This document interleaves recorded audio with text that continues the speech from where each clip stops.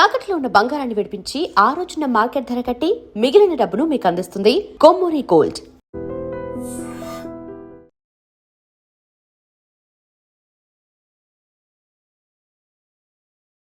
Hi నమస్తే, welcome to iDream media. నేను మీ రొద్దం శ్రీనివాస్. మొన్నటి పార్లమెంట్లో మహిళా రిజర్వేషన్ బిల్లు గురించి జరిగిన చర్చ ఇప్పటికీ హాట్ టాపిక్గా ఉంది. ఎన్నికల సమయంలో ఈసారి ఖచ్చితంగా మహిళా బిల్లు ఆమోదం పొంది చట్టం దాల్చి వచ్చే ఎన్నికల్లో మహిళల సీట్లు భారీగా పెరుగుతాయనే ఆశల పల్లకిలో ఊరేగించిన మోదీ ప్రభుత్వం తీరా దాన్ని డీలిమిటేషన్ బిల్లుతో కలిపి పెట్టి తుస్సుమనిపించిందా? మహిళలు తమ హక్కుల కోసం, రాజ్యాధికారంలో తమ వాటా కోసం ఇంకెంతకాలం ఎదురు చూడాలి?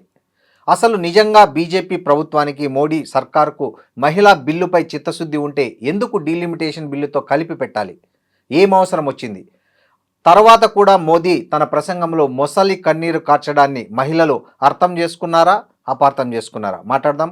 మనతో తెలంగాణ రచయిత, ప్రముఖ సోషల్ యాక్టివిస్టు దాసూజు లలిత గారు ఉన్నారు. నమస్తే లలిత గారు.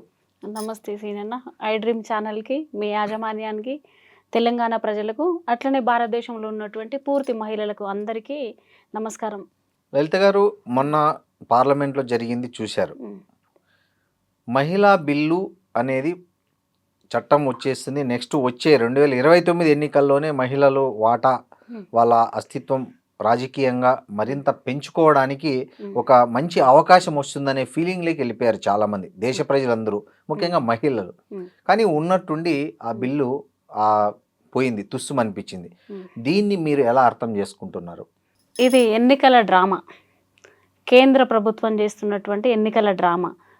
20వ తారీఖు సెప్టెంబర్ 2023లో పార్లమెంట్లో ఈ బిల్ పాస్ అయింది.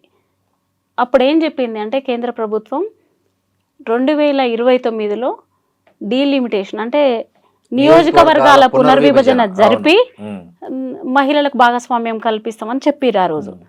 అది అట్లా చెప్పిన మాట మీద నిలబడకుండా తర్వాత ఏం చేసింది, ఇప్పుడు ఏకాఏకిన కొన్ని రాష్ట్రాలల్లో ఎన్నికలు జరుగుతున్నాయి. ఆ ఎన్నికల సందర్భంగా ఇప్పుడు ఈ డీలిమిటేషన్ ఒకటి, తర్వాత ఈ డీలిమిటేషన్ అంటే నియోజకవర్గాల పునర్విభజనతోటి కలిపి మహిళా బిల్లును మాట్లాడడం కుట్ర, బీజేపీ ప్రభుత్వం కుట్ర.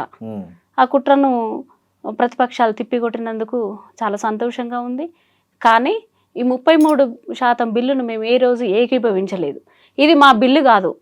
కేంద్రంలో ఓబీసీలు, రాష్ట్రాలలోకి వచ్చేసరికి బీసీ మహిళలం, ఎంబీసీ మహిళలం ఉన్నాం కనుక మా వాటా లేదు కనుక ఈ 33% బిల్లును మేము ఏ రోజు స్వాగతించలేదు.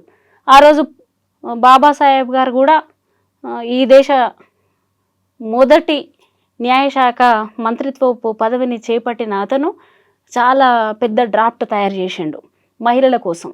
ఆస్తి హక్కు, దత్తత హక్కు, ఇట్లా ఒక 3-4 అంశాలతో కూడిన హక్కులను సాధించగలిగిండు. ఆస్తి హక్కు ఒకటి, దత్తత ఒకటి, పునర్వివాహం ఒకటి, విద్యా హక్కులు, ఇట్లాంటివి సాధించగలిగినాం. కానీ అసలైంది రాజ్యాధికారం. ఈ రాజ్యాధికారానికి సంబంధించిన హక్కును మాత్రం పొందలేకపోయినాం. ఎందుకంటే 33% బిల్లు వస్తే ఇది పటేలమ్మలది, దొరసాన్లది, లేకపోతే ఆధిపత్యం వర్గాల మహిళలది అవుతుంది తప్ప ఈ దేశానికి రెక్కలు సాకబోసి చేతి వృత్తులు చేసినటువంటి ఈ దేశానికి సంపద సృష్టించేటువంటి స్త్రీల ప్రాతినిధ్యాలు లేకుండా ఈ బిల్ పాస్ అయితే దేశ ప్రజలు, మహిళలు నష్టపోతారు అని చెప్పి ఆ రోజు న్యాయశాఖ మంత్రి పదవికి రాజీనామా చేసిండ్రు బాబాసాహెబ్ గారు, లల్లు ప్రసాద్ యాదవ్ గారు, ములాయం సింగ్ యాదవ్ గారు ఈ బిల్లును అడ్డుకున్నారు. అట్లాంటి బిల్లునే మళ్ళీ యథాతథమైన బిల్లును తీసుకొచ్చి 2023లో మళ్ళీ పార్లమెంట్లో ఈ చర్చ వచ్చింది, బిల్ పాస్ అయింది, ప్రతిపక్షాలు కూడా స్వాగతించినాయి. అంటే నిజానికి ఈ బిల్లు 2010లోనే రాజ్యసభలో పాస్ అయింది. కానీ దీనికి కొత్త నిబంధనలు పెట్టి మళ్ళా దాన్ని యథాతథంగా అమలు చేస్తే ఇది ఉండేది కాదు, అది ఇప్పటికీ అమలు అయ్యేది సాధ్యం మ్యాక్సిమం. కానీ దానికి బీజేపీ ప్రభుత్వం ఏదైతే ఎన్డీఏ ప్రభుత్వం ఉందో కొత్త నిబంధనలు పెట్టి మళ్ళీ 2023లో మళ్ళీ ఒకసారి మళ్ళీ అదేదో పెళ్లి మళ్ళీ అన్నట్లు రాజకీయ అవకాశాల కోసం, అధికారంలోకి రావడం కోసం ప్రతిసారి జరుపుతున్నటువంటి కుట్రనే ఇది. బీజేపీ అయినా ఏ పార్టీలైనా, అది ముఖ్యంగా అయితే బీజేపీ పార్టీయే పలుమార్లు అనేక సార్లు ఈ బిల్లును పార్లమెంట్ దాకా తీసుకురావడం, మళ్ళీ యథాతథమైన బిల్లు తేవడం, ప్రతిపక్షాలు కొట్లాడడం, అది ఆగిపోవడం. బిల్ పాస్ అయింది కానీ తను చెప్పిన మాట ప్రకారం వాళ్ళు ఇచ్చిన మాట మీద నిలబడకపోవడం.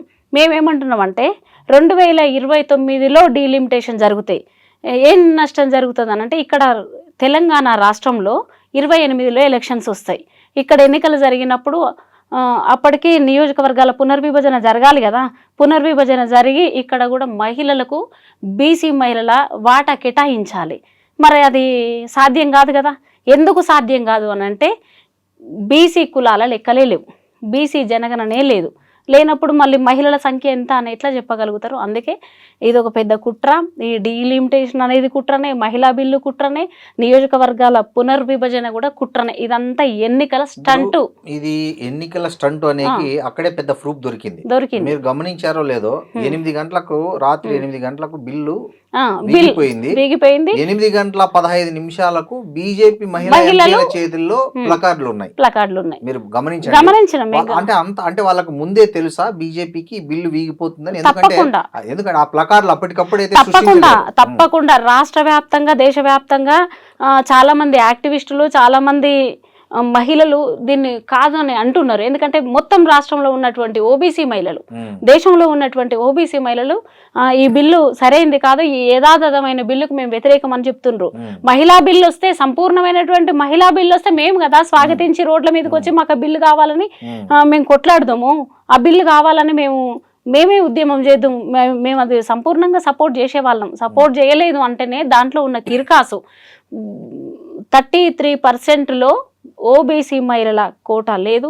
రాష్ట్రాలలో వచ్చేసరికి బీసీలం, ఎంబీసీ మహిళలం, మా వాటా లేదు, మా ప్రాతినిధ్యం లేదు కనుక ఆ బిల్లు వీగిపోవాలని మేము అనుకున్నాం. తర్వాత అట్లయితే వీగిపోతే మరి మహిళలకు మీకు ఎప్పుడు స్వతంత్రం వస్తుంది, మీరు ఎప్పుడు రాజకీయంలోకి వస్తారన్న సందేహం అందరి మహిళలకు ఉంది, చాలామంది మహిళలకు ఉంది. నేను ఈ వేదిక ద్వారా నేను చెప్తున్నా, మన బిల్లు అంటే 33%లో ఓబీసీ మహిళల, ఎంబీసీ మహిళల వాటా చేర్చినంత కాలం మనకు ఆ బిల్లు వస్తే వృధా.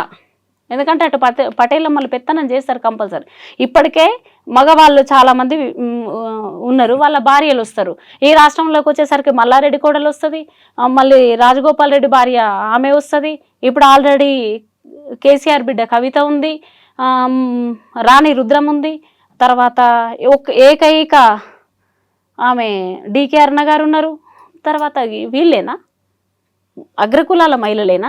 మళ్ళీ మా మీద పెత్తనం చేసి మా మీద ఆర్థిక దోపిడీ, సామాజిక దోపిడీ మరోసారి చేయనుంది ఈ ప్రభుత్వం. రిజర్వేషన్లో కూడా బీసీలకు, ఎస్సీ ఎస్టీల మహిళలకు సపరేట్ రిజర్వ్ కేటాయించాలి. అవును, రిజర్వ్డ్ స్థానాలు ఉండాలని నియోజకవర్గాల జనాభా లెక్కలు జరపాలి తప్పకుండా. సీనన్న ఎట్లా జనాభా లెక్కలు జరపాలంటే ఇప్పుడు పాత 2009, 2011 లో జరిగినాయి ఆ సెన్సెస్ ఇప్పుడు ఎట్లా నడుస్తుంది? నడవదు కదా. ఎంతమంది కొత్త వాళ్ళు ఓటు హక్కు పొంది ఉన్నారు, వాళ్ళందరికీ కూడా ఓటు వేసుకుని అంటే జనాభా పెరిగింది కనుక. ఇప్పుడు జనగణన సెల్ఫ్ అదే స్టార్ట్ అయింది ఏప్రిల్ 16 నుంచి.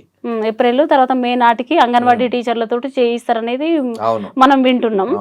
టీచర్లతోటి, అంగన్వాడీ టీచర్లతోటి అది జరుగుతుంది, జరగాలి. ఆ సెన్సెస్ జరిగిన తర్వాత ఒక ఏదైనా ఒక పద్ధతి, ఇల్లు కట్టాలంటే ఒక పద్ధతి ఉంటుంది కదా, వంట చేయాలంటే ఒక పద్ధతి ఉంటుంది కదా, ఏది చేయాలంటే ఒక పద్ధతి ఉంటుంది కదా.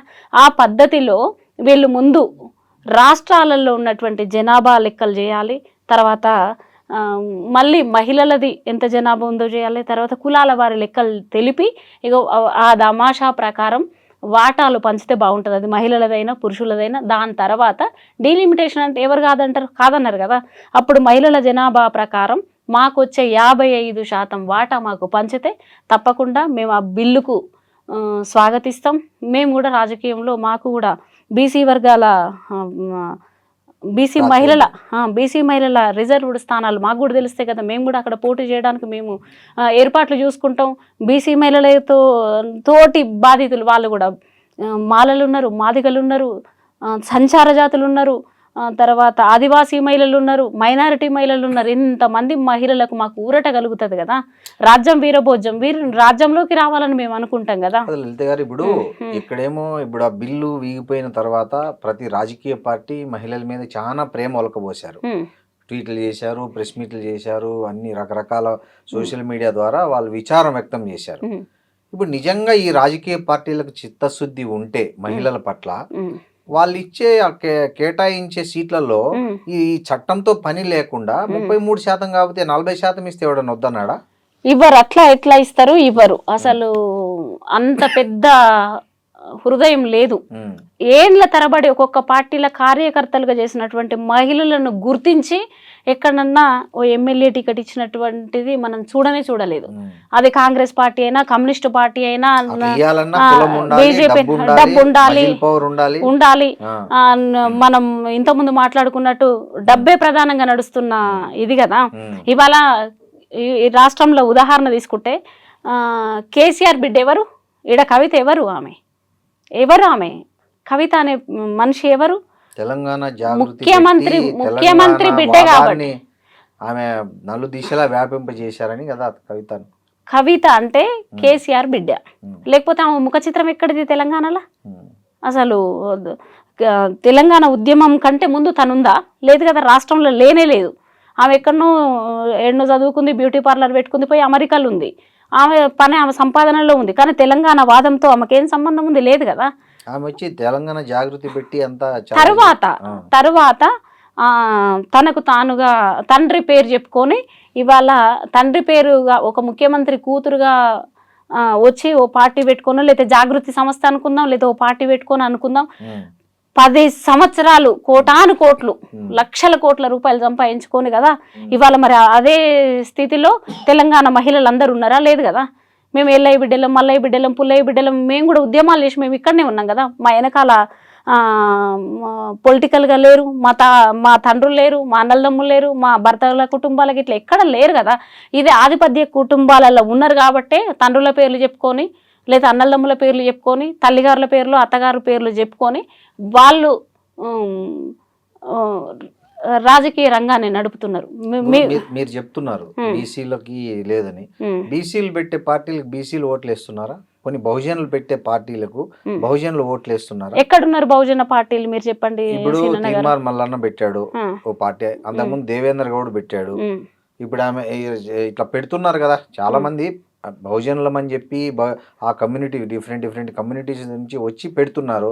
వాళ్ళని ఎందుకు ఆదరించట్లేదు? భావజాల వ్యాప్తి అయినా జరుగుతుంది. మల్లన్నతో పాటు ఎంతమంది ఉన్నారో మీరు చూడండి. ఇవాళ ఉన్నోళ్ళు రేపు ఉంటలేరు, రేపు ఉన్నోళ్ళు ఎల్లుండి ఉంటలేరు. నాకు మల్లన్న అంటే ఏం కోపం లేదు. మల్లన్న అంటే ఏమి వేరే వ్యతిరేకత ఏం లేదు. ఆయన బీసీ అయినప్పటికీ ఇవాళ ఉన్నోళ్ళు రేపు ఉంటలేరు, రేపు ఉన్నోళ్ళు ఎల్లుండి ఉంటలేరు. అందరినీ కలుపుకొచ్చుకునేటువంటి నేపథ్యం నాకైతే ఆయన దగ్గర నుంచి నాకు కనపడలేదు. నేను అనేది అదే, బీసీలలో ఐక్యత లేనప్పుడు, బీసీ కులాల మధ్య సారూప్యత లేనప్పుడు, బీసీ కులాల మధ్య భావజాల వ్యాప్తి, భావజాల ఏకత, అనేది ఈ పార్టీలు పెట్టడం వల్ల వచ్చే ఉపయోగం ఏమిటి? ఆ ఐక్యత కనబరిచినప్పుడే కదా మీరు చెప్పేదానికి దాని రిజల్ట్ అనేది. నేను ఏమంటున్నంటే ఉద్యమంతో మన్నటి తెలంగాణ ఉద్యమమే అనుకుందాం. ఈ ఉద్యమంతో వచ్చినటువంటి అంటే వేర్లు, రూట్స్, ఉద్యమం అంటే వేర్లు, రూట్స్. ఈ రూట్స్ నుంచి వచ్చిన వాళ్ళతో అయితే అది సాధ్యం. మచ్చుకు అదేంది మల్లన్నని తీసుకుందాం, మారోజు వీరన్నని తీసుకుందాం. మారోజు వీరన్నకి ఏ సోషల్ మీడియా లేకుండానే అదేంది కులవర్గ పోరాటంలో ఎంత ఇండియా సంయుక్త రాష్ట్రాలలో ఏం కావాలి, తెలంగాణ ప్రజలకు ఏం కావాలి, ఉమ్మడి ఆంధ్రప్రదేశ్గా ఉన్నప్పుడు జై తెలంగాణ అని నినాదాలు ఇవ్వడమే కానీ, తర్వాత ఆదివాసీ తుడుం దెబ్బ, మాదిగ దండోరా, అన్ని కులాలు చాకలో రేవు దెబ్బ, ఇట్లాంటి చైతన్యం తీసుకురాగలిగారు. ఎట్లా తీసుకురాగలిగిందంటే రాష్ట్రంలో ఉద్యమం కావాలి. ఇగో నా పీడన కలిగినటువంటి జాతులు, జాతికి ఒక మనిషిని జాతులను ఏకం చేస్తూ, జాతులను చైతన్యం చేస్తూ, మన సాంస్కృతిక నేపథ్యం ఇది, మనకు కావాల్సిన జనాభా దామాష ప్రకారం ఎంతమంది ఉంటారో, ఉదాహరణకు ఒక 40 లక్షల మంది ముదిరాజులు ఉంటే మనం 2 లక్షలకు ఒక ఎమ్మెల్యే కావాలి. అట్లా ఓ 20 మంది ఎమ్మెల్యేలు ఫలానా సామాజిక వర్గం నుంచి, ముదిరాజుల నుంచి కావాలి. విశ్వబ్రాహ్మణులు ఒకవేళ 10 లక్షల మంది ఉంటే 5 ఎమ్మెల్యేలు కావాలి. తర్వాత నేతన్నలు ఇంతమంది ఉంటే ఇంతమంది కావాలి, వడ్డరోళ్ళు ఇంతమంది ఉంటే ఇంతమంది ఎమ్మెల్యేలు కావాలని చెప్పి అట్లాంటి సాంస్కృతిక నేపథ్యంతో మనిషిని కలుపుకొచ్చి ఉద్యమం అంటే ఇది మా రోజు వీరన్న ఉద్యమం, నేను ఇది అనేది మల్లన్నది అయ్యేసరికి భావజాలం అనే మీరు అంటున్నారు బహుజనులకి వాళ్ళ కులాల వారీగా ఉన్న ప్రకారం రావాలి సీట్లు, ఎమ్మెల్యే సీట్లు అంటున్నారు. ఆ కులాల మధ్య ఐక్యత లేనప్పుడు, ఆ ఉన్న కులంలోనే ఒక ఐక్యత లేనప్పుడు, ఇప్పుడు సపోజు మీరు ఒక బీసీలో ఒక కమ్యూనిటీ అనుకుందాం, మీరు నిలబడితే మీ కులం వాళ్ళే మీకు ఓటేసే పరిస్థితి లేనప్పుడు, మీరు అంటున్న బూర్జువా పార్టీలు కానీ రాజకీయంగా డబ్బుతో ఎదిగే పార్టీలు కానీ ఎందుకు దాన్ని రెస్పెక్ట్ చేస్తాయి, ఎందుకు దానికి వాల్యూ ఇస్తాయి అని నా వరకు వచ్చేసరికి అయితే నేను చెప్తున్నా, మల్లన్నను ఎల్లనన్ను పోల్చడం కంటే నా వరకు వస్తే నేను నాయకురాలిని, బహుజన నాయకురాలిని. నేను నా కులం నుంచి వచ్చేసరికి నేను మొత్తం ఎంతమంది ఉన్నారో, బహుజనంగా ఎంతమంది ఉన్నారో చూసుకొని నాకు తప్పకుండా ఓట్లు వేస్తారు. ఎందుకంటే నేను భావజాల చైతన్యం తీసుకొచ్చుకుంటాను. నా దగ్గర డబ్బులు లేవు, నా దగ్గర ఉందల్లా సిద్ధాంతం నేపథ్యంగా నేను భావజాల వ్యాప్తి ఇవ్వాలి కాకుండా ఇంకా 10 సంవత్సరాలకైనా భావజాల వ్యాప్తి చేసుకొని ఓటుకు అమ్ముడు పోతే ఎట్లా ఉంటుంది, మనల్ని వాళ్ళు ఎట్లా 10 సంవత్సరాలు మోసం చేస్తున్నారు, ఆర్థిక దోపిడీ మనల్ని ఎట్లా చేస్తారు, విద్యా దోపిడీ ఎట్లా చేస్తారు, వైద్యం దోపిడీ ఎట్లా చేస్తారు, మన వృత్తుల మీద మనల్ని ఎంత మోసం చేస్తున్నారు, ఇక్కడ కూడా ఇంకా ఇది కూడా రాష్ట్రం ఎంత వ్యాట్ కట్టించుకుంటుంది, కేంద్రం ఎంత వ్యాట్ కట్టించుకుంటుంది, తర్వాత మనం జిఎస్టీ ఎంత కడుతున్నాం, తర్వాత ఎక్కడ నష్టపోతున్నాం, మన సంపద ఏమైపోతుంది, మనం సృష్టించిన మన పెడరెక్కలు అయ్యేటట్టుగా ఈ ప్రభుత్వాలకు సాకిరి ఎట్లా చేస్తున్నాం అనేది మాత్రం భావజాల వ్యాప్తి నేను చేస్తా. నాతో పాటు కలిసి వచ్చే వాళ్ళు కాదు కదా, మెడలు వంచి కూడా నేను కలుపుకొచ్చుకుంటా. ఎందుకంటే నాకు ఉద్యమ నేపథ్యం ఉంది, దీంతో పాటు భావజాల చైతన్యం. నేను ఎవరికి జీతగాన్ని కాదు, జీతం చేయను, ఎవరికి అగ్రకులాలకు నేను జీతం చేయను, జీతగానిరాలుగా నేను ఉండదలుచుకోలేదు. ఎందుకంటే ఉద్యమాలు చేస్తున్నారు, కాన్షీరామ్ పేరు చెప్తున్నారు, బాబాసాహెబ్ పేరు చెప్తున్నారు, పండగ సాయన్న పేరు చెప్తున్నారు, తర్వాత అదేంది చాకలైలమ్మ పేరు చెప్తున్నారు, సమ్మక్క సారలక్కల పేర్లు చెప్తున్నారు. అందరూ ఇంత చర్చలు జరిపి ఇంత భావజాలం వ్యాప్తి అని చెప్పి మళ్ళీ పోయి దొరలకు రెడ్లకు రావులకు జీతగాళ్ళు ఉంటున్నారు. అది చాలా తప్పు. ఇట్లాంటి ప్రయోగాలన్నీ ఒకవైపు విఫలమైతుంటే బీసీ ఓటర్లు గాని బహుజన ఓటర్లు గాని ఎందుకు దాని వంట పట్టించుకుంటారు? ఈ బహుజన సిద్ధాంతంలో ఇట్లా తీసుకుపోయి బూర్జువా పార్టీలకు అంటగాగడం వల్ల కొంత కష్టమే అవుతుంది, ప్రజలు నమ్మడం కష్టమవుతుంది. వీళ్ళు వస్తున్నారు ఎప్పుడు కొత్త బిచ్చగాలలాగా, ఎప్పుడు ఎవడో ఒకడు వస్తాడు పోయి ఓడు ఎక్కి అక్కడ అంటాడు, ఓడు రథం ఎక్కి అంటాడు, ఓడు పాదయాత్ర అని చెప్పి అంటాడు, ఒకడు రకరకాల రూపాలల్లా అంటారు, పోయి దాంట్లో అగ్రకులాల పార్టీలకు పోతున్నారు. ఏమైతుంది, అస్తిత్వం అంటే ఇదా, ఆత్మగౌరవం అంటే ఇదా కాకుండా మనం ఒక కథ ఉంటుంది, పౌరాణికంలో చిన్న కథ ఉంటుంది. శకుడు 100 మెతుకులు అందరి కలిపి ఒక శకుడు బతికినట్టు మనం సిద్ధాంతాన్ని బతికియలేకపోవడం అంటే నువ్వు నాయకుని లోపమే కదా.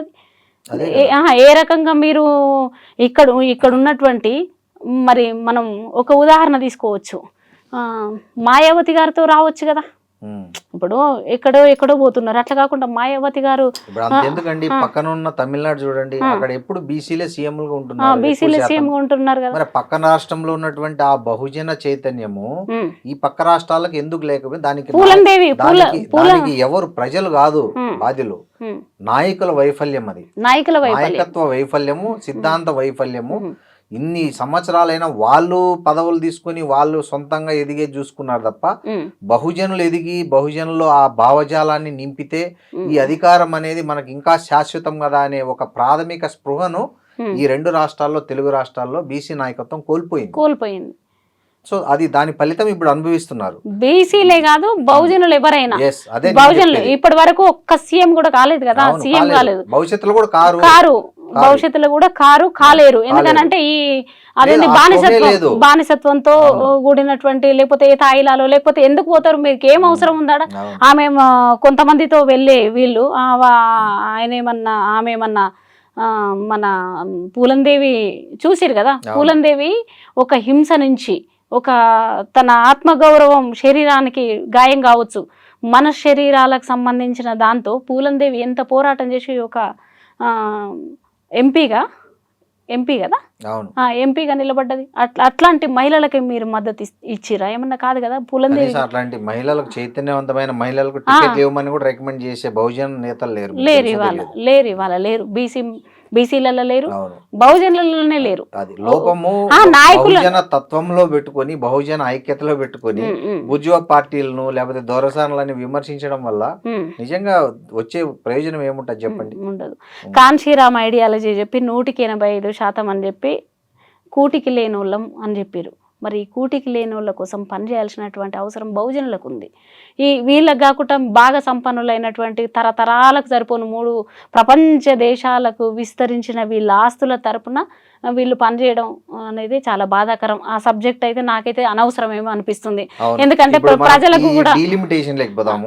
ఈ చర్చ ఇది ఎందుకంటే ఇది ఎడతెగంది డీలిమిటేషన్ లేకపోదాం. ఈ డీలిమిటేషన్ వల్ల ఇంకో కొత్త ఆర్గ్యుమెంట్ బాగా బలంగా వినిపిస్తుంది. ఏంటంటే దక్షిణాది రాష్ట్రాలకు ఏదైతే ఒక డిసిప్లైన్ గా ఉండి కుటుంబ నియంత్రణ పాటించి ఒక ఏదైతే చేసుకుంటూ వచ్చిన దక్షిణాది రాష్ట్రాలకు ఈ డీలిమిటేషన్ లో సీట్లు భారీగా తగ్గి అసలు ఏ కుటుంబ నియంత్రణ పాటించకుండా ఎంతమందినైనా పిల్లలను కన్నా ఉత్తరాది రాష్ట్రాలలో విపరీతంగా జనాభా పెరిగింది. దీని ఫలితము వాళ్ళకి ఎక్కువ సీట్లు పెరిగిపోయి దక్షిణాది రాష్ట్రాలకు తీవ్ర అన్యాయం జరుగుతుందనే వాదన కూడా ఉంది. దీన్ని మీరు ఎట్లా ఇప్పుడు 2 విషయాలు గమనించాలి. ఇక్కడ నుంచి మనం సంపద సృష్టిస్తున్నాం, మన పైన కూర్చొని తింటుంది ఉత్తర భారతదేశం. ఎందుకనంటే అన్ని రాష్ట్రాల కంటే ఎక్కువ కట్టేది కూడా మనమే. ఇక్కడ నుంచి జిఎస్టీ కట్టేది మనమే, పన్ను కట్టేది మనమే, జిఎస్టీలు కట్టేది మనమే, రకరకాల ట్యాక్సెస్ పే చేసేది మనమే. ఇది దక్షిణ భారతదేశం కడుతుంది. అక్కడ నుంచి పైన తేరగా ఫలాలు అనుభవిస్తున్నారు. ఎందుకంటే మనకు అక్కడ నుంచి ఇచ్చేది కూడా పెద్దగా ఏమి ఉండవు, మన రాష్ట్రమే ఇవ్వాలి. దీంతో పాటు ఈ దక్షిణాది రాష్ట్రాలల్లో భావదరిద్రం ఏందో కానీ ఇక్కడ 2 తెలుగు రాష్ట్రాలలో మళ్ళీ వీళ్ళు స్కాములు చేస్తారు. వీళ్ళ అవినీతి రాజకీయాల వల్ల కేంద్రానికి వీళ్ళు సరెండర్ అవుతారు. కేంద్ర ప్రభుత్వాలు నడిపించేది వీళ్ళే కదా. వీళ్ళ వల్ల కూడా మనకు బాగా నష్టం జరుగుతుంది. అయితే ఇక్కడ ఈ ప్రభుత్వాల మధ్యన 2 దక్షిణ భారతదేశం ఉత్తర భారతదేశాల మధ్యలో నలిగిపోతుంది ప్రజలు. అక్కడనైనా ఇక్కడనైనా ప్రజలు నలిగిపోతున్నారు. దాంతోపాటు హైదరాబాద్ చూసుకుంటే మనకు మార్వాడీలు వచ్చిర్రు, ఇక్కడ మధ్య భారతదేశంలో ఉన్నటువంటి వాళ్ళు వచ్చిండ్రు, గుజరాత్, కలకత్తా రకరకాల వాళ్ళు అందరూ వచ్చి హైదరాబాదులో వీళ్ళు వృత్తులు లేకపోతే కంపెనీలో అవో ఇవో చేసుకొని వీళ్ళు కూడా మళ్ళీ మన మీద పెత్తనం చేయడం మొదలుపెట్టారు. అయితే దీనికైతే నాకు తెలిసి కొంతమంది ఉద్యమకారులు మేధావుల నుంచి విన్నది, దక్షిణ భారతదేశానికి కూడా ఒక పార్లమెంట్ ఉండాలి. దక్షిణ భారతదేశం మన జనాభా తగినట్టు మనం కూడా ఎంపీ సీట్లు ఈ డీలిమిటేషన్ ప్రకారం. అంటే ఒక దేశంలో 2 పార్లమెంట్లు సాధ్యం కాదు కదా. తప్పేం లేదు, ఉండొచ్చు. ఎందుకంటే వాళ్ళ అక్కడికి ఇక్కడికి 2 తేడాలు. అలాంటప్పుడు మీకు సపరేట్ దేశం అయితే తప్ప అది జరగదు. ఇప్పుడు దేశాన్ని ప్రత్యేక దేశంగా ఇప్పుడు ఇక్కడ పేదోళ్లకు కష్టం వస్తుంది, చాలా పేదోళ్ళకి కష్టం వస్తుంది. ఇక్కడ ఉన్నటువంటి రంగారెడ్డి కోర్టు లేకపోతే జిల్లా కోర్టులో, తాలూకా కోర్టులో, తర్వాత హైకోర్టు ఇక్కడ న్యాయం జరగకపోతే మనం ఎక్కడికి పోవాలి? ఢిల్లీకి పోవాలి. ఢిల్లీకి సుప్రీంకోర్టుకు పోవాలి. ఆ సుప్రీంకోర్టుకు పోవాలన్నప్పుడు మనకి ఇక్కడ ఆర్థిక వసతులు, వెసులుబాట్లు అవన్నీ ఉండవు కదా. అట్లాంటప్పుడు మనకు ఒక పార్లమెంటు తర్వాత ఒక కరపత్రం రాసి ఇగో ఎమ్మెల్యేకు పోటీ చేసుకునేటువంటి సామాన్యమైనటువంటి ప్రజలకు రాజకీయం అందాలంటే మాత్రం తప్పకుండా మనకు పార్లమెంట్ ఉండాలంటే దేశం కావాల్సిందే, ఇంకా వేరే దారి లేదు. ఒక దేశంలో 2 పార్లమెంట్లు అనివార్యమైతే తప్పదు. మీ డిమాండ్ నెరవేరాలంటే సపరేట్ దేశం చేయాలి. దక్షిణ భారతదేశాన్ని ఇప్పుడు అక్కడికి ఇక్కడికి ప్రత్యేక దేశం చేస్తే అవును. మరి మనం ఇప్పుడు ఉట్టి కూర్చొనేటోడు ఒకడు, ఊకొట్టేటోడు ఒకడు అన్నట్టుగా అది కష్టం చేసేటోళ్ళు ఒకరు. ఏంటంటే ఇది దక్షిణాది రాష్ట్రాలకు ఎంత పెద్ద కుట్ర అంటే ఇప్పుడు జరుగుతుంది. నిజంగానే జనాభా ఆధారంగా పార్లమెంట్ స్థానాలు పెరిగితే ఉత్తర భారతదేశంలో గణనీయంగా ఎంపీ సీట్లు పెరుగుతాయి. అప్పుడు దక్షిణ భారతదేశంలో ఎంపీలుగా ఉన్న వాళ్ళు ప్రాతినిధ్యం కాదు కదా, వాళ్ళ ప్రభావం కూడా ఏమీ ఉండదు. ఎందుకు ఉండదంటే వాళ్ళు ఏ బిల్లు పాస్ చేసుకోవాలన్నా వాళ్ళకి సరిపడ్డ మెజారిటీ అక్కడ దొరుకుతుంది. ఉత్తర భారతదేశంలో దొరుకుతుంది. వీళ్ళు ఊరికే నామకాయ వాస్తే ఉమ్.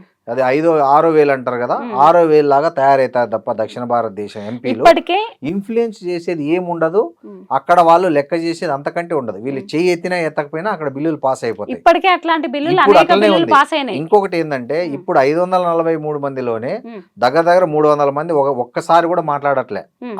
అంటే మాట్లాడడానికి అవకాశం రావట్లే ఉమ్. పార్లమెంట్ లో. ఉమ్. ఒక 2 నిమిషాలు 3 నిమిషాలు. ఉమ్. ఆడ 843 మంది అయితే ఉమ్.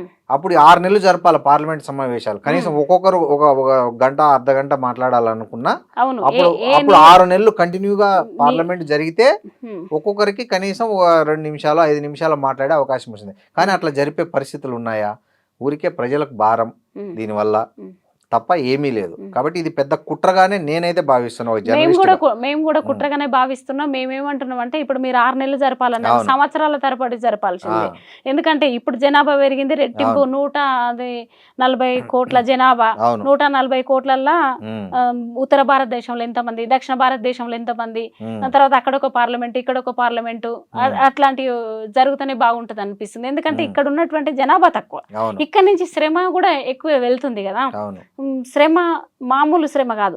ఇక్కడ మనకు పరిశ్రమలు అన్ని లేవు. ఉన్న ఈస్ట్ ఇండియా కంపెనీలే చాలా వరకు వచ్చినాయి. మనకు భూములు కూడా మన చేతులలో లేవు. ఆర్థిక వ్యవస్థ మన చేతులలో లేదు. ఇక్కడైనా అక్కడైనా లేదు. పైన కేంద్రం కనుసైగలలో జరుగుతున్నటువంటి ఈ తీరు కొంత నాకు తెలిసి అయితే తమిళనాట లేదేమనుకుంటా. కేంద్రం వెంటనే కాల్చారు.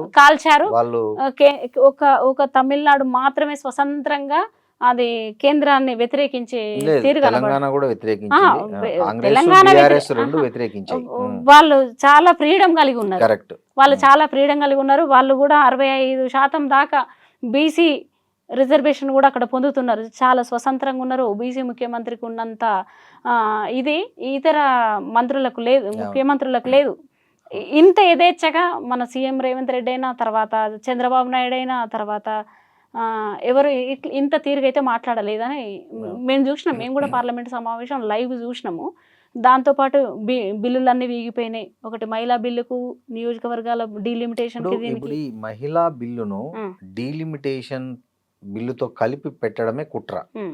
సో దీనివల్ల మహిళలకి అన్యాయం జరగడంతో పాటు దక్షిణాది రాష్ట్రాల గొంతు నొక్కే ప్రయత్నం కూడా జరిగిందా? జరిగింది. క్లియర్ గా కనపడుతుంది కదా. ఇప్పుడు మహిళా బిల్లుకు ఈ డీలిమిటేషన్ బిల్లుకు సంబంధమే లేదు. అదొక బిల్లు, ఇదొక బిల్లు. అది 2023లో బిల్లు పాస్ అయింది. 29లో నియోజకవర్గాల పునర్విభజన జరుపుతామన్నారు. అది మహిళది సపరేట్ ఎజెండా. తర్వాత ఇప్పుడు డీలిమిటేషన్ అనేది ఎంపీ స్థానాలకు సంబంధించింది మాట్లాడిండ్రు.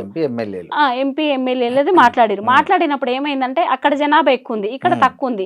ఆ పెత్తనం మన మీద పడుతుందని మాత్రం దక్షిణ భారతదేశం ముందుగా కళ్ళు తెరవడం, మేల్కొనడం మాత్రం చాలా హర్షణీయమైనటువంటి విషయం. ఇప్పుడు మీరు అన్నట్లు చట్టసభల్లో మహిళల ప్రాతినిధ్యం పెరిగితే తప్ప క్షేత్రస్థాయిలో మహిళలు ఎదుర్కొంటున్న సమస్యలనేటికి పరిష్కారం దొరకదు అని మీరు నమ్ముతున్నారు. అవును. సో దానికి ఏం చేస్తే బాగుంటుంది అనుకుంటున్నారు? ఇప్పటి వరకు మనం స్టూడియోలోకి రాగానే ఒక మాట అనుకున్నాం. దక్షిణ భారతదేశంలో ఒక్క మహిళ 42 రోజుల 22 రోజుల జానకి రామచంద్రన్ అనే ఆమె ఎంజి రామచంద్రన్ భార్య జానకి 24 డేస్ సీఎం గా చేసి 24 రోజులు దక్షిణాది రాష్ట్రాల్లో మొదటి మహిళా ముఖ్యమంత్రి ఆమె. సెకండ్ తమిళనాడు జయలలిత. వీళ్ళిద్దరే. అవును. ఇక ఇంతవరకు దక్షిణ భారతదేశంలో మహిళా ముఖ్యమంత్రి లేదు. మహిళా ముఖ్యమంత్రి కావాలి. మహిళా ముఖ్యమంత్రి కావాలి అని అంటే అక్కడ చూసుకున్నాం చాలా మంది అయినరు. షీలా దీక్షిత్, తర్వాత మమతా బెనర్జీ, సుష్మా స్వరాజ్, మాయావతి, వసుంధర రాజా, ఇట్లా చాలా మంది అయ్యారు. ఒకరు కాదు, ఇద్దరు కాదు, చాలా మంది. ఢిల్లీ సీఎం కూడా మహిళ, ఉమెనే కదా ప్రెజెంట్. చాలా మంది అక్కడ అయ్యిండ్రు. అక్కడ ఎంతో కొంత మహిళలు ముఖ్యమంత్రులు కావడం వల్లనే చైతన్యంగా ఉన్నాయేమో అని అనిపిస్తుంది. అట్లా దక్షిణ భారతదేశంలో కూడా మహిళా ముఖ్యమంత్రుల అవసరం ఉంది. దీంతో పాటు చైతన్యం రావాలి. ఇక మనం ఇంతకుముందు మాట్లాడుకున్నాం ఆస్తి హక్కు, తర్వాత విద్యా వైద్యము, తర్వాత దత్తత, తర్వాత మారుమను అంటే ఇంకొక పెళ్లి చేసుకోవడానికి, ఇట్లాంటి హక్కులతో పాటు మహిళ ఇప్పుడేంది 33% బిల్లు ఉంది కదా, 33% కాకుండా 55% బీసీ మహిళల ఉపకోట చేర్చి ఈ బిల్లు పాస్ చేస్తే సగానికి సగం ఆ, అంటే మహిళలకు 33 మహిళలకు మీరు చెప్పేది 33 జనరల్ ఉమెన్, ఉమ్, 55 అంటే ఇది ఒక 22% బీసీ మహిళలకే సపరేట్ గా ఇవ్వాలి. కోటా ఇవ్వాలనేది మీ డిమాండ్. అవును, ఇవ్వాలి. అది సాధ్యమంటారా? తప్పకుండా సాధ్యం కావాలి. అయ్యే వరకు కూడా ఉద్యమిస్తాం, పోరాటం చేస్తాం. ఉమ్, ఇవాళ అదేంది బసవేశ్వరుడి జయంతి సందర్భంగా కల్వకుంట్ల కవిత మాట్లాడుతుంది ఉమ్, యథాతథమైన బిల్లు గురించి. 33% నా పార్టీలో మహిళలకు ఇస్తా అంటుంది. అంటే ఎంత కుట్ర చూడండి. అంటే మళ్ళీ సంపన్న వర్గాల మహిళలకే ఆమె కూడా ఒక మహిళ పార్టీ పెడితే కూడా 33% అంటుంది. 55% కాదు, 33%. మీరు గమనించాలి. ఉమ్, రాష్ట్ర ప్రజలు, తర్వాత మన మహిళలు, బీసీ మహిళలు గమనించుకోవాల్సినటువంటి అవసరం, అనివార్యత ఉంది. అంటే మనకు మళ్ళీ బీసీ మహిళలకు ఉండదు ఆడ ప్రాతినిధ్యం. తర్వాత ఇంకా కాంగ్రెస్ బీజేపీ ఎట్లా ఇస్తుంది? తర్వాత ఇంకొక మన టీఆర్ఎస్ ప్రభుత్వంలో అయితే మహిళలే లేరు, మీరు చూసిండ్రు. ఇవాళ అట్లా అంటే మరి కాంగ్రెస్లో ఏమని ఉన్నారు అంటే ఇద్దరు మహిళలే. వీళ్ళందరూ పార్టీలలో కూడా ఇవ్వాలి, 55% ఇవ్వాలి. తర్వాత దానికంటే ముందు రిజర్వ్డ్ స్థానాలలో కూడా బీసీ మహిళలకు వస్తే డీలిమిటేషన్ జరగాలి. ఎట్లాంటి డీలిమిటేషన్ అంటే బీసీల లెక్క కులగణన, జనగణన జరిపి మా బీసీలం ఎంతున్నామో చెప్పి దాంట్లో మహిళలకు ఒక 2% ఎక్కువ రిజర్వేషన్ కల్పించి 33% బిల్లులో 55% పెంచి మాకు రాజకీయమైనటువంటి ప్రాతినిధ్యాలు కల్పించాలని డిమాండ్ చేస్తున్నాం. రేపు ఏప్రిల్ 25న కల్వకుంట్ల కవిత కొత్త పార్టీ పెడుతున్నారంట. ఒకవేళ ఆమె పార్టీ పెట్టిన తర్వాత మహిళా కోటాలో మిమ్మల్ని రండి, మీకు ఎమ్మెల్యే సీట్ ఇస్తా, రండి పోటీ చేద్దరంటే పోతారా మీరు? వెళ్ళను, ఎందుకు? ముమ్మాటికి వెళ్ళను.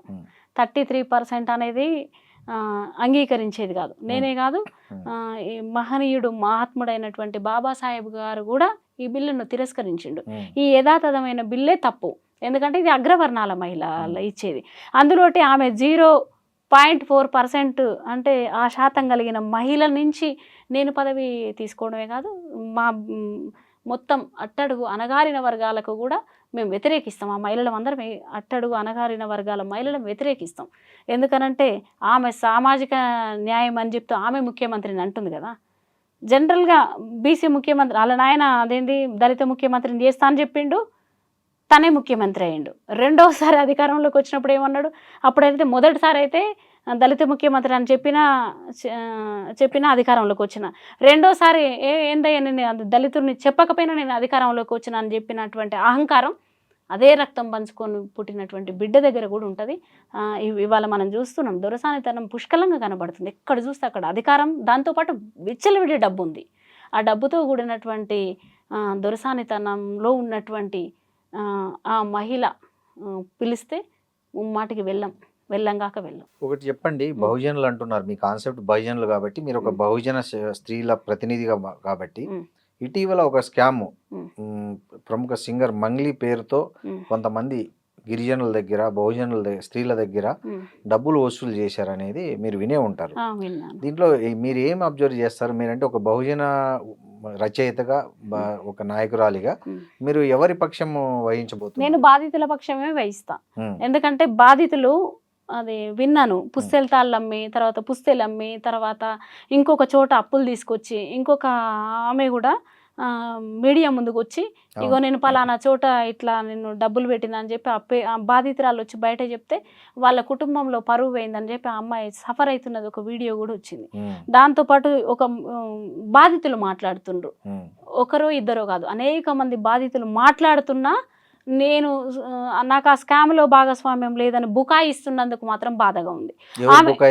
మంగ్లీ బుకాయిస్తుంది, బాధితుల తరపున ఉండవలసిన మంగ్లీ బుకాయిస్తుంది, మాకు సంబంధం లేదనేది బుకాయిస్తుంది. బుకాయించడం బాధాకరం. నేను కూడా బాధితుల తరపున, నాకు ఆ స్కామ్తో సంబంధం లేదు కానీ నేను బాధితుల తరపున నేను వాళ్ళకు అండగా నిలబడతాను ఉంటే బాగుండేది. అది పెద్ద మాట. ఇప్పుడు తర్వాత అనింది కాదు, ఇప్పుడు లేట్గా అనింది, అంటే ఫస్ట్ అనలేదు కానీ ఫస్టే అనాలి. లేట్గా అంటే ఇక తర్వాత నీకు రకరకాల ఇంత ఒత్తిడి, ప్రజలు, తర్వాత ఛానల్స్, మీడియా ఇదంతా మాట్లాడిన తర్వాత కాదు, అంతకు ముందే మాట్లాడాలి. ఎందుకంటే కడుపులో లేనిది మళ్ళీ ఒకసారి నువ్వు అట్లా ఏదో చేసుకొని చెప్పడం కాదు. నువ్వు మొట్టమొదలే చెప్పాలి, నేను బాధితుల పక్షాన ఉంటా, నా తరపున నా పేరు చెప్పుకొని ఎవరో మోసం చేస్తున్న తీరు, లేకపోతే నా పేరు చెప్పుకొని స్కాములు చేస్తున్న వాళ్ళు, నాకైతే దీంట్లో సంబంధం లేదు, ఆ స్కాములు చేస్తున్న వాళ్ళని బయటికి గుంజే దాంట్లో మీతో పాటు నేను ఉంటా అనుంటే బాగుండేది.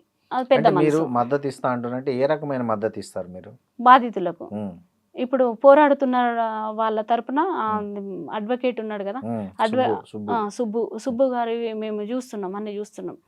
ఉమ్, మేము కూడా కలిసి మా సంస్థ తరపున కూడా అతనికి బాధితుల తరపున మేము ఒకరోజు మాట్లాడతామని చెప్తాం, కలుస్తాం, అతన్ని కలుస్తాం. థ్యాంక్ యూ లలిత గారు. Thank you.